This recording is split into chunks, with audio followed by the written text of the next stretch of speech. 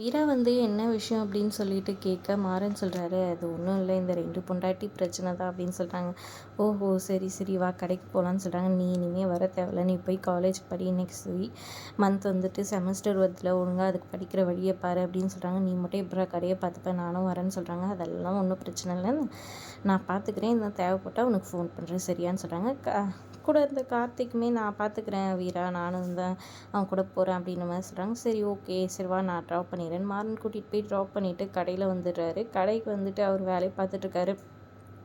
அவர் கடையில் முதல்ல அவங்க அப்பா கடையில் வேலை செஞ்சவங்க எல்லாம் வந்துட்டு என்னென்ன ட்ரீட் எல்லாம் இல்லையான்னு கேட்குறாங்க. அதெல்லாம் வச்சிடலாண்டா அப்படின்னு சொல்லிட்டு அப்புறம் ரொம்ப நேரமாக கதை அடித்து பேசிக்கிட்டு இருக்காங்க. கரெக்டாக அவங்க அப்பா அதெல்லாம் வந்து பார்த்துக்கிட்டே சிரிச்சுக்கிட்டே அவங்க கடைக்குள்ளே போகிறாங்க. இங்கே ராகவன் வந்துட்டு ஒரு கஸ்டமர் அவங்க இதில் வந்துட்டு கொஞ்சம் பல்க் ஆர்டர்ஸாக கேட்டுட்ருக்காங்க. அந்த இது வந்துட்டு எங்கள் கடையில் இல்லை, ஆப்போசிட்டில் ஒரு சின்ன கடை இருக்குது, அந்த கடையில் போய் வாங்கிக்கோங்க, அங்கே நல்லா தரமாகவும் இருக்கும், கம்மி விலையிலையும் கொடுப்பாங்கன்னு சொல்லிட்டு அமுச்சு விட்றாரு.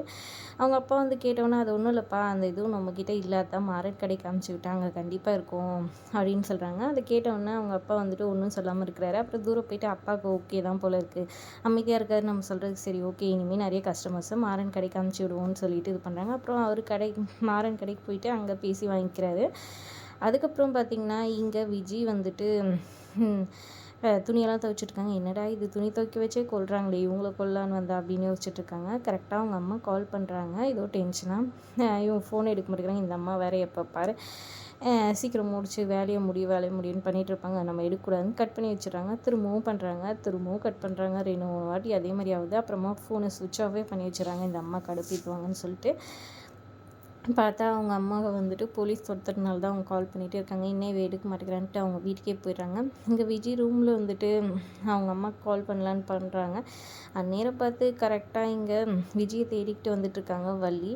அவங்க அம்மா ஜன்னல் வழியாக வந்துட்டுருக்காங்க, கதவு தட்டுறாங்க, ஜன்னல் கதவை. அப்புறமா திறந்து பார்த்தா, அம்மா நீ எப்படிம்மா இங்கே, எதுக்குமா வந்த, என்ன எதுன்னு சொல்லி நான் தான் உன்னை வர வேணாம்னு சொன்னல, ஏம்மா இப்படி பண்ணுறேன் அப்படின்னு சொல்லிட்டு கேட்டிருக்காங்க. இல்லடி, என்னை போலீஸ் துரத்துது அப்படின்ற மாதிரி சொல்லி பேசிக்கிட்டு இருக்கிறாங்க. கரெக்டாக வள்ளி வந்து யார்கிட்ட பேசிகிட்டு இருக்கேன்ற மாதிரி கேட்க, நான் தனியாக புலம்பிட்டு இருந்தேன் சித்தின்னு திருன்னு முடிச்சுக்கிட்டு சொல்கிறாங்க. ஆனால் வள்ளிக்கு கொஞ்சம் டவுட் ஆகிடுது, என் வாழ்க்கையே இப்படி போயிட்டுருக்கே, அதனால தான் நான் இப்படி இருக்கேன் அப்படின்ற மாதிரி சொல்லி ஏமாற்றிடுறாங்க.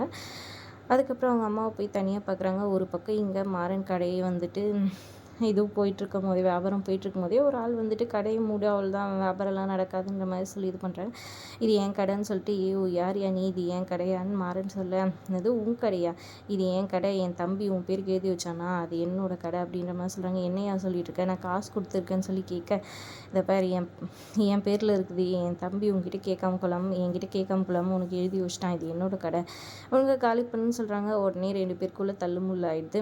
அடிக்கிறதுக்கு போக அப்புறம் கார்த்திக், ராமச்சந்திரன், ராகவன் எல்லாம் வந்துடுறாங்க. அப்புறமா அவர் டாக்குமெண்ட் காமிக்க ராகவன் செக் பண்ணுறாரு. செக் பண்ணிவிட்டு ஆமாம் உண்மைதான்ப்பா, இவர் பேரில் தான் இருக்குதுன்னு சொல்கிறாங்க. அப்புறம் மாறனுமே வந்துட்டு அந்த வித்தவருக்கு கால் பண்ணி கேட்குறாங்க. ஆமாம் என் அண்ணன் பேரில் தான் இருக்குது, நீ ஒன்று பண்ணி எனக்கு பணம் கொடுக்கணும்ல, அந்த 8 லட்சத்தை அவர்கிட்ட கொடுத்துட்டு நான் அவர்கிட்ட பேசிக்கிறேன், உனக்கே கொடுக்குற மாதிரின்னு சொல்லிடுறாங்க.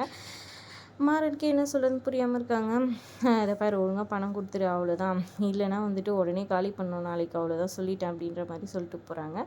என் மேலே கை வச்சிட்டல உனக்கு இருக்குன்ற மாதிரி சொல்லிட்டு போக மாறன் ரொம்பவே அப்செட் ஆயிடுறாங்க. அப்புறம் வீரா கூட்டிகிட்டு வரதுக்காக போகிறாங்க. வீரா வந்துட்டு என்ன இவ்வளோ சீக்கிரம் வந்துட்டேன், கடையை இவ்வளோ சீக்கிரம் க்ளோஸ் பண்ண வேணான்னு எத்தனை நாளைக்கு சொல்லிக்கிறேன், எதுக்கு இப்படி பண்ணிட்டுருக்கேன்னு சொல்ல, அப்புறம் தயங்கிக்கிட்டே இந்த மாதிரி கடையில் பிரச்சனைன்னு சொல்கிறாங்க. என்ன பிரச்சனைன்னு கேட்க எல்லாத்தையும் டீட்டெயில்டாக சொல்கிறாரு மாறன். அப்படியே வீரா ஷாக் ஆகி போயிடுறாங்க. பொறுத்திருந்து பார்க்கலாம் எப்படி இதை சார்ட் அவுட் பண்ண போகிறாங்கன்ட்டு. அதோட எபிசோட் முடியுதுங்க.